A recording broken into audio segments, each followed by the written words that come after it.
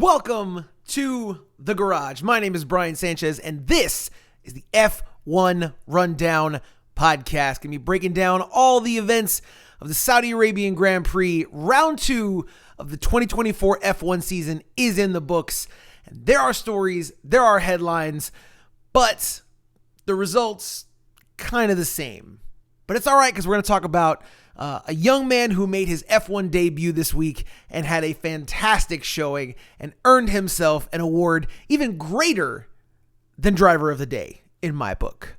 We're going to get to all of that in a moment, but just want to remind y'all, if you have not subscribed to the podcast, if you have not following us here on YouTube or on your favorite podcast app, make sure you do so. And if you want to support the channel, you can always support everything we do here at Signal Point Media on Patreon. That is patreon.com/signalpointmedia.com. No doubt y'all know what Patreon is at this point, so go check it out.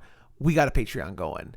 All right, y'all. Look, Saudi Arabian Grand Prix this week was really exciting. A lot of off-the-track news leading into it, especially when it came to the appendix of one Carlos Sainz, who drives for Ferrari. And, so first and foremost, just before qualifying, we heard that Carlos Sainz had an appendicitis and was rushed to the hospital to have surgery. Thankfully, from what we're hearing, everything went well. He's recovering and is hopeful that he will be back for the next round, which is in 2 weeks' time in Australia. So we'll be looking and following that situation. But as of right now, their backup driver, Ollie Bearman, seems to be doing all right because he came in, qualified, I believe it was P11, and then had a pretty strong finish to the race. We'll get into that in a moment. But that was the story leading up, the debut of Ollie Bearman. And then, of course, can the McLarens and the Ferraris take the fight, Charles Leclerc take the fight to Max Verstappen here at a different style track than we had last week at Bahrain? Will the Red Bull advantage, will Max's advantage be as strong as it was last week? And, of course, it seemed to be the case. But we still had some on-track drama. So first and foremost, right at the top of the race, the start of the race, Lando Norris seemed to jump the start a little bit. Now, they investigated it. The stewards came in, looked at it, and made sure that he didn't actually cross out of the box, because that's the rule. If you false start essentially before the lights go out, before the race starts, as long as you don't exit your pit or your grid box, you don't receive a penalty. And it seemed to be the case that he got very, very close, but it gave him a really, really wonky start to the race. And so he ended up kind of paying the price for that, getting overtook on the first lap there, a couple of places, and had to kind of battle his way back around. And that kind of put his race off to a really bad start from the jump.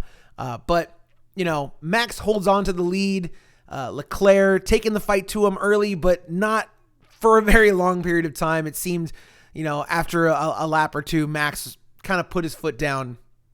But we had some battles up at the front for a little bit. But once the order kind of settled in, we kind of slowed down for a little bit until Lance Stroll decides that he wants to put it into the wall. And that set off a flurry of pit stops. And you had, the likes of Lewis Hamilton and I believe it was Nico Hülkenberg, Oscar Piastri, and there was one other, it was Zhou Guanyu, I think, decided to stay out on their original starting tires, and everybody else pitted. You had double stops from almost every single team, and pretty much without incident, they went off without a hitch, except for Checo Perez. Sergio Perez, unsafe release, you could say, ended up cutting off one of the Ferraris coming through. It was a really, really tough situation. It was, it was Fernando Alonso, I believe, that he cut off. But either way, it was a really, really tight squeeze there. There was a lot of cars coming through. It ends up with a 5-second penalty. Ultimately, didn't really seem to matter, though. He was able to gain those places back and get the gap back. So, essentially no harm, no foul on that one. But on the restart, we had a really great restart from Lando Norris, who was able to keep the lead away from Max for a little bit. And I thought, okay, well, maybe hold on. Like, we're going to get a little bit of a battle here, but, Max Verstappen will Max Verstappen and eventually takes the lead back and was pretty much unchallenged the rest of the race. We didn't really have any other safety car issues or anything like that throughout the rest of the race. So I really thought that we were going to end up with a ton of safety cars, virtual safety cars, maybe even a red flag. And it didn't really happen. We had one safety car at the beginning of the race, Lance Stroll getting into the wall there. And for the rest of the race, it was pretty straightforward. But we did have some good battles there for a little bit of time there.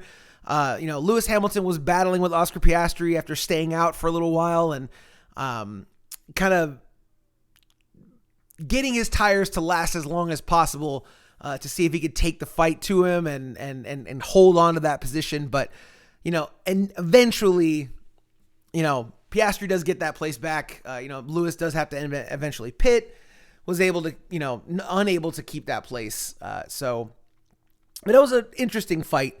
The biggest on-track drama, I think, from the entire race, outside of Ollie Bearman, which we're going to get back to in a second, was actually Kevin Magnussen. Early on, Kevin Magnussen ends up hitting a gap, runs deep, gets past Yuki Tsunoda, but he's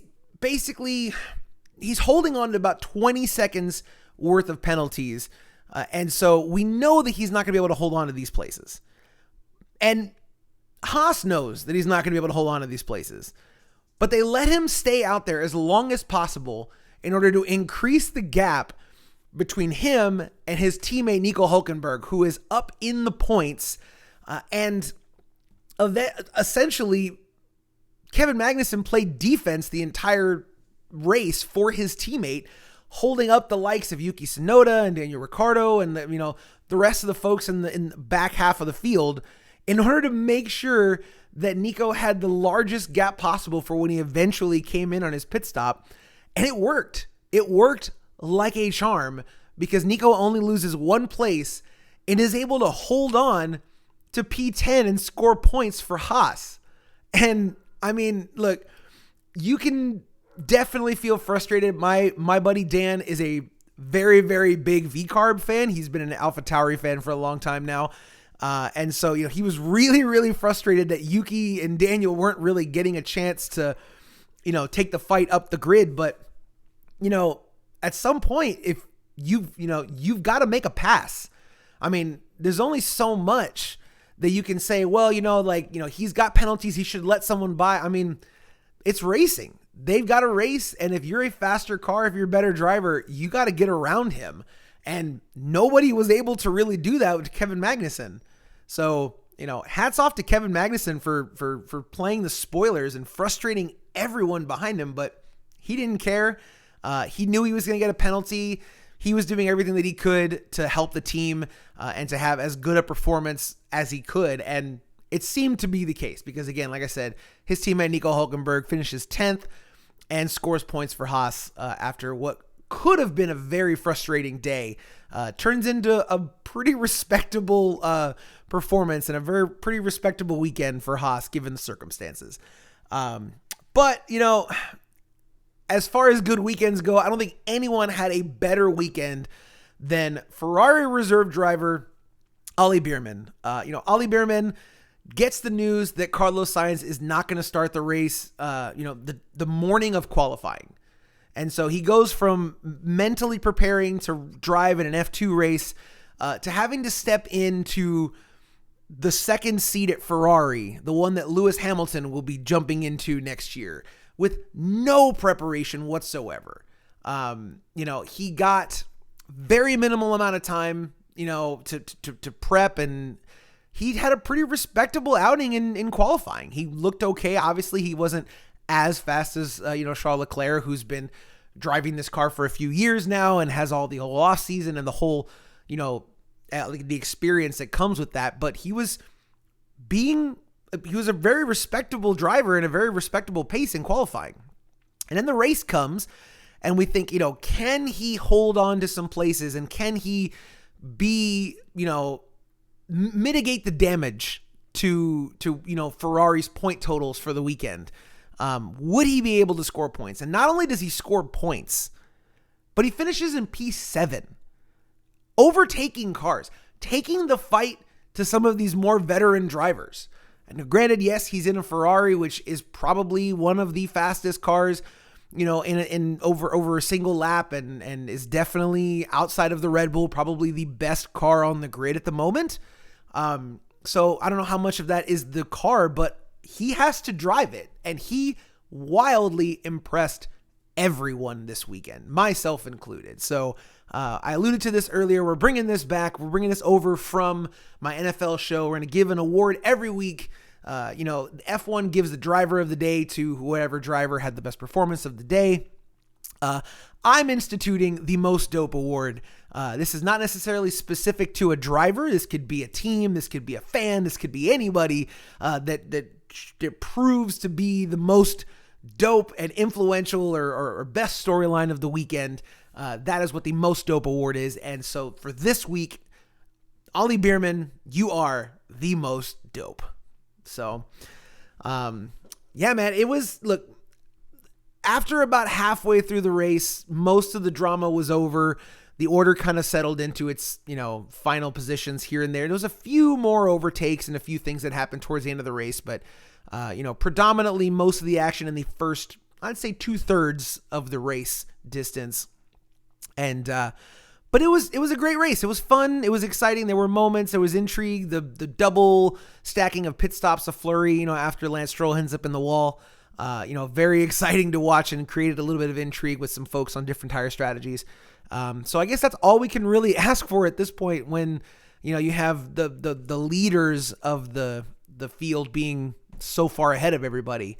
We got a little bit of a break now. We got a couple of weeks until next round will be in Australia. That is, I believe, March 22nd is when that weekend starts.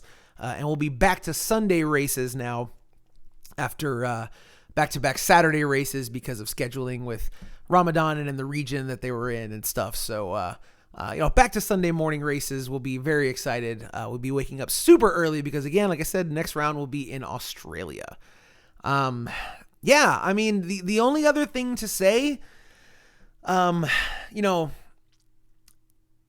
kind of starting to fall into a little bit of a ranking here, and no huge surprises as to anyone's performance this week team-wise. And that goes for, I didn't mention it at the beginning because I didn't want to start with a negative.